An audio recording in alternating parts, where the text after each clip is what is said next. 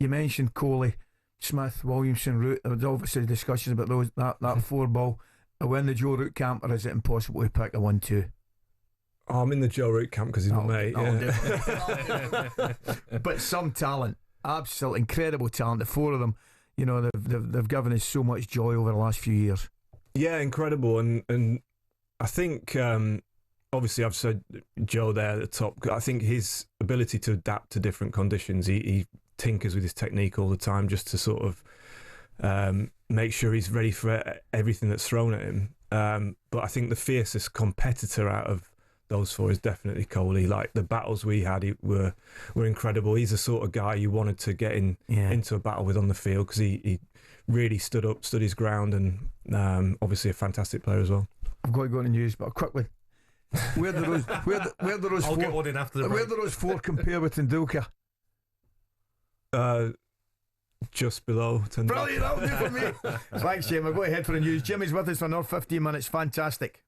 Jimmy, I mean, I've got to mention, I've done a bit of bowling myself in the past, and I play, last day I think we bumped into each other up in Dunbarney, up nearly, and I played there maybe a couple of weeks ago there, and my own figures, Jimmy, were 4 wickets for 5 runs, bowling 2 wides, over 3 overs, and inexplicably the coach never threw the cherry at me for my 4th over. Do you ever get times where do you ever get times Not bitter about it? No, I'm not bitter about it at all. I hasten to add, the boys have been on. I should confirm that I edged one for 1 run as well, just to clarify things. But in all seriousness, do you ever get times like we saw it the weekend with Forrest, with the coach on the pitch arguing with the manager, and we see players fall out? But you don't seem to get it as much in cricket with players arguing with captains or arguing with coaches. Or is it perhaps done the right way in the dressing room? Because I've no doubt there will be disagreements. Yeah, of course there is. I remember, I've fallen out with a lot of captains, probably more so captains than coaches. Yes. Alistair Cook was captain for a while. He was a good mate of mine. And I remember he dropped me for a game, and I didn't speak to him for like 2 weeks. And then there was an issue. I had an issue with Joe Root on the field. He wanted to move a fielder to a certain position. I wanted to keep him in a certain position, so I sort of refused to bowl until I got what I wanted. So we had like a standoff in the middle of the field. So it does happen occasionally, but. So for that particular discussion or that argument with the captain, right? I understand the captain has got to make a decision, but surely you being the bowler will have a better idea of where you want your field. Yeah, but I generally... He's a boss. Yeah, he's the boss, yeah. Generally, you sort of usually find the middle ground. You'll want something as a bowler. Captain wants something. You might meet in the middle. Because he'll know the batter and how he wants to get the batter out, what he wants you to do as a bowler. Yep. So yeah, it's kind of you discuss it a lot, what the tactic side of it with the captain, and you generally find a middle ground. Different countries, different opposition.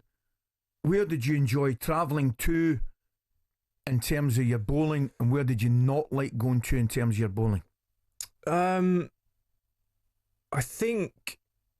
Like South Africa was a great place to bowl and tour. All over? Cape Town in particular, the ball swung there. And I think, when you turn up at a ground and you've got a good feeling already, you've played good there before, so you're like, and so every time I turned up at Cape Town, there's just a good feeling about it. But I love touring like India and Pakistan, because that is so out of my comfort zone as a bowler, that when you do sort of overcome that challenge, you get more of a buzz from that than you do bowling on a green seamer in England, like a place where you should get wickets. Yeah. When you go somewhere and you're not expected to take wickets, it's spinner-friendly pitches, and then you perform as a seamer. You feel, and you've got to do something different to get your wickets. Yeah, exactly, and you've got to learn different skills, and it just really I think. It developed me as a bowler hugely, like going there quite early on in my career and having to learn these things quickly, watching other bowlers, watching some of the Indian and Pakistani greats, what they did with the ball. Yeah. So I tried to add that to my armoury to be able to perform over there. Can I ask you about your partnership with Stuart Broad? Because outstanding, both years together. Did you know straight away when you started bowling with him that your partnership was going to be something special? No, not at all. I think the first time we sort of were in a squad together, we were kind of competing for the same spot. So it was kind of, I don't know, we were a bit wary of each other when we first met because we were quite young as well. He was 20, I was 24. Yeah, and you sort of like, I guess you bring the best of it out of each other because you're competing for that same spot. And then it wasn't until like probably, or maybe 2 or 3 years after that, after we first played together, where we sort of settled into a team of opening the bowling together or bowling in partnership. Yes. And then really helping each other out. We got on better and better as the years went on, knew each other's game inside out, so we could help each other on the field and work batters out, and just blossom from there.